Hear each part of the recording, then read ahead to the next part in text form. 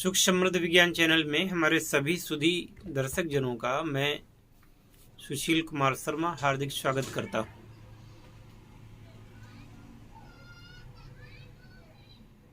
इस समय सर्दी बहुत ज़्यादा बढ़ी हुई है उत्तर भारत में, और 3-4 दिन से पानी भी बरस रहा है रुक रुक करके, और मुझे नहीं लगता कि अभी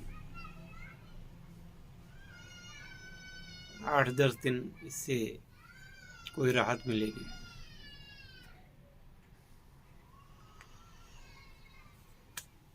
हो सकता है कि 26 जनवरी तक राहत मिले, और ये भी हो सकता है कि ना भी मिले, क्योंकि अब ये कोहरे का समय है, कोहरा पानी यही है। खैर,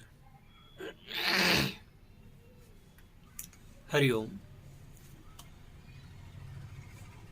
आज मैं आप लोगों से बात करना चाहूँगा। उसके पहले पुनः दोहरा दूं कि आज 9 जनवरी है 2022, और बस 5 दिन 4-5 दिन मान लीजिए मकर संक्रांति आएगी, और 14 और 15 को हमने एक शिविर रखा है।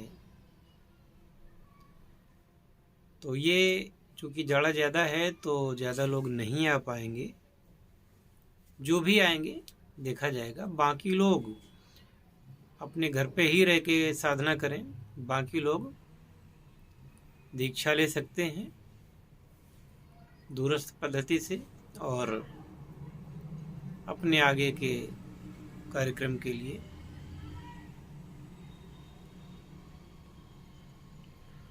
अपने साधना को बढ़ा सकते हैं। किसी भी साधना के लिए अगर दीक्षा प्राप्त करते हैं तो ये अच्छा मुहूर्त रहेगा 14 और 15 जनवरी का। आगे चलते हैं कि रसायन विज्ञान में लाखों लोग लगे हुए हैं। इसके लिए प्रेरित करती हैं हमारे भारतवर्ष की 50 पुस्तकें या ग्रंथ कहें। 50 से ज़्यादा ग्रंथ हैं जो उन्हें प्रेरित करते हैं। ये सारे ग्रंथ आयुर्वेद के ही हैं, और आयुर्वेद में ही भारत विज्ञान का समावेश है, जिसमें से आयुर्वेद में लगभग मुख्य तो 18 हैं, लेकिन कोई 20 भी बताते हैं संस्कार होते हैं, उनको करते हैं, जिनमें लोगों को 8 संस्कार के बाद ही मूर्ति बनाने को मिल जाती है। अष्ट संस्कार युक्त पारद से शिवलिंग, मूर्तियां इत्यादि बनाई जा सकती हैं, और इन दिव्य मूर्तियों का ये प्रभाव होता है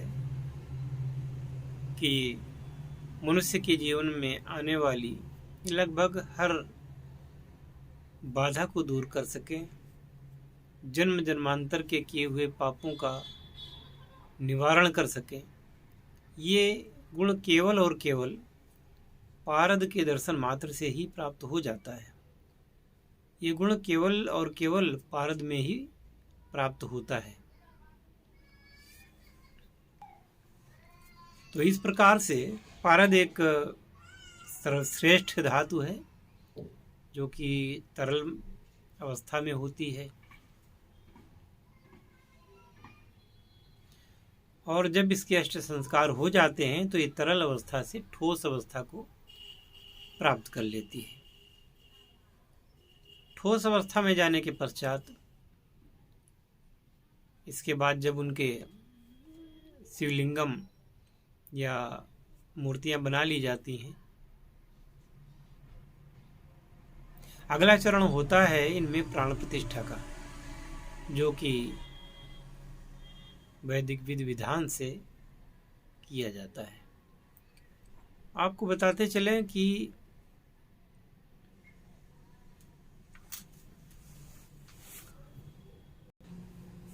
आज का वह समय है, संक्रांति काल चल रहा है, वह समय है जबकि इस धरा पर धर्म का लोप होता चला जा रहा है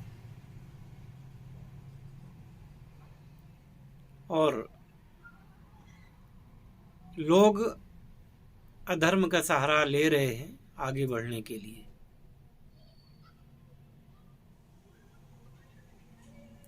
तो अपनी प्राचीन थाती को बनाए रखना, बचाए रखना, ये हमारा आपका कर्तव्य बन जाता है। और मैं आपको आश्वस्त करता हूं कि हमारा जो वाङ्मय है, हमारा भारतीय, चाहे वो वेद हों, पुराण हों, आयुर्वेद के ग्रंथ हों, रसशास्त्र हों, योग शास्त्र हो, मंत्र विज्ञान हो, या जो भी है,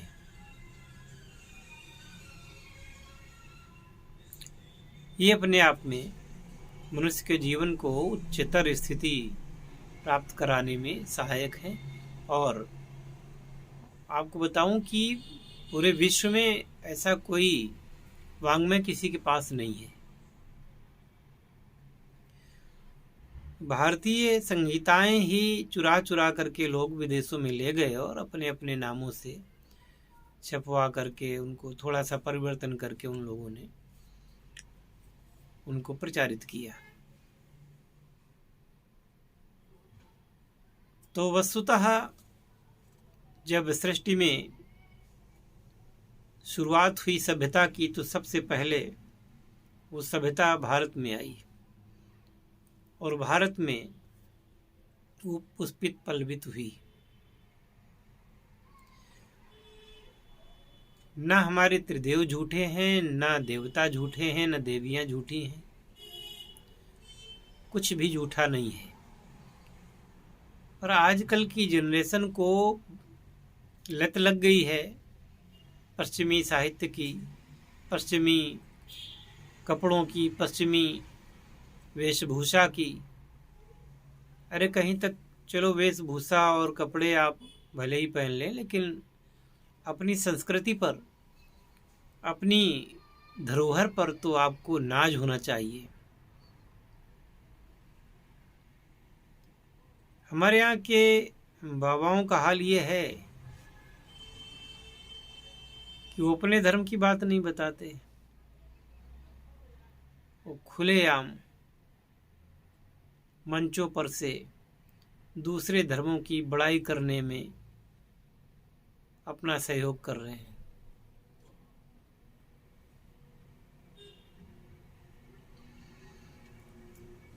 कोई भी व्यक्ति संत तब बनता है जब उसकी सांसारिक आशाएं, सांसारिक मोह से उसका मोह भंग हो जाए। पर ये लोग क्या हैं, दाढ़ी तो रखा ली, कपड़े भी रंगवा लिए, इनको पैसे की बहुत ज्यादा आवश्यकता है,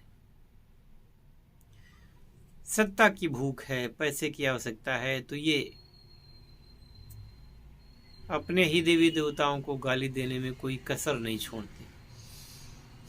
हो सकता है कि इनको पैसा दिया जाता हो या धमकी भी मिलती हो कि आज की कथा में अगर आपने हमारे धर्म का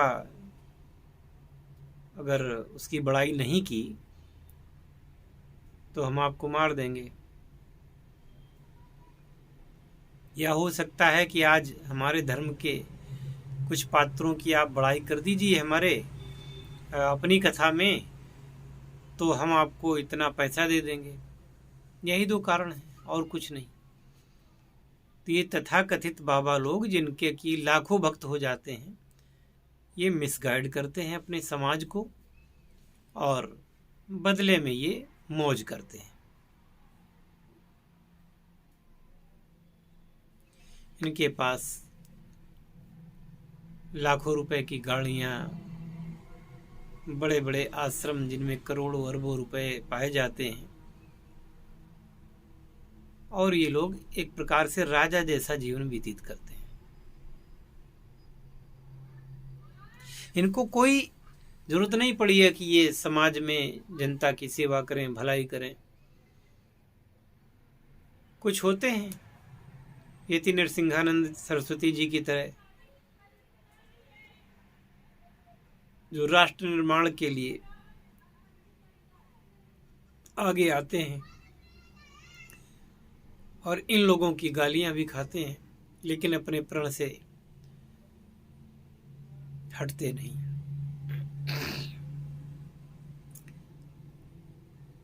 तो बहुत सारे उदाहरण ऐसे मौजूद हैं जिनमें मुझे बड़ा कष्ट होता है। तो मैं कहूँ, मैं बात से भटक रहा हूँ, मैं कहना यही चाहता हूँ कि अपने प्राचीन साहित्य पर विश्वास करें। और मैं किसी अन्य को रिकमेंड नहीं कर रहा हूँ कि उनके पास चले जाओ, उनके पास चले जाओ। मैं ये नहीं कह रहा हूँ।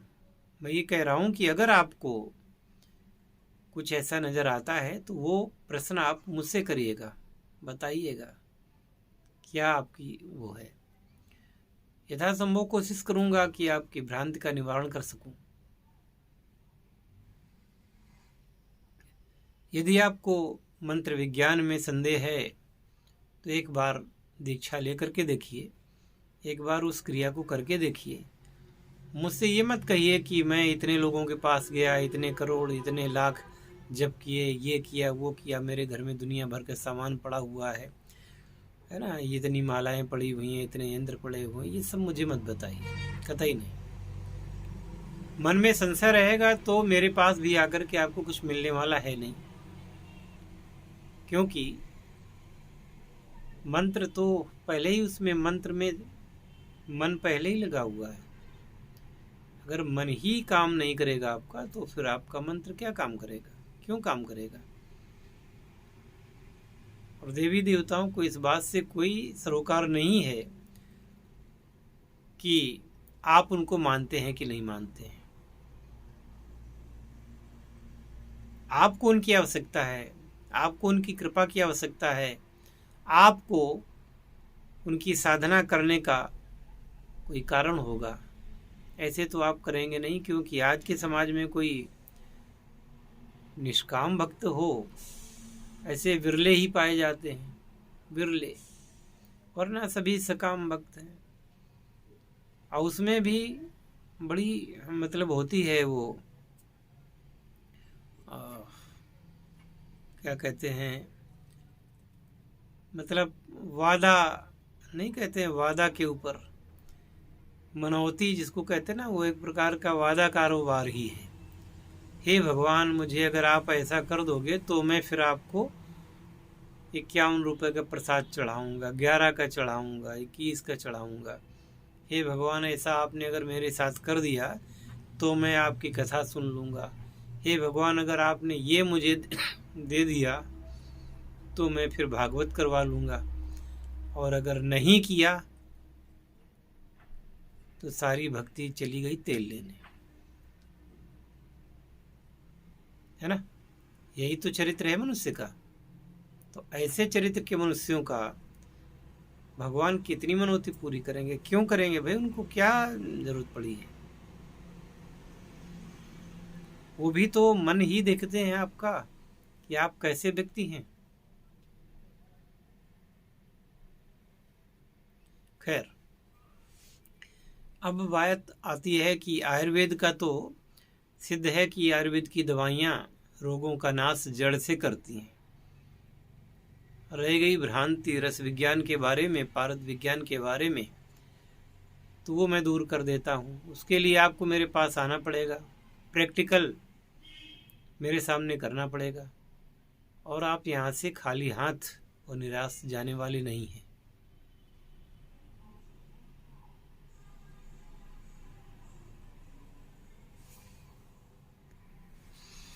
मुझे इस बात से कोई लेना देना नहीं है कि अमुक व्यक्ति हुआ करते थे, उनमें ऐसा था, वो ऐसे थे।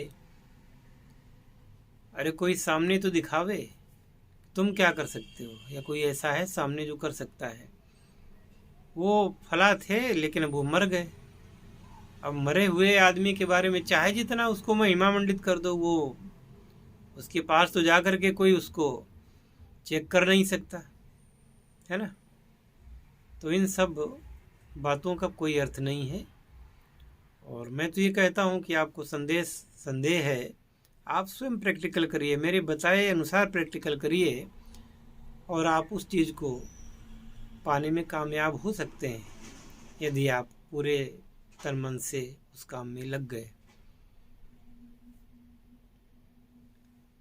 तो आज की वीडियो में मुझे यही कहना था, इस वीडियो में यही कहना था। आगे की बातें आगे की वीडियो में। हरिओम तत्सत। जय शिव शंकर, जय भोलेनाथ, हर हर महादेव।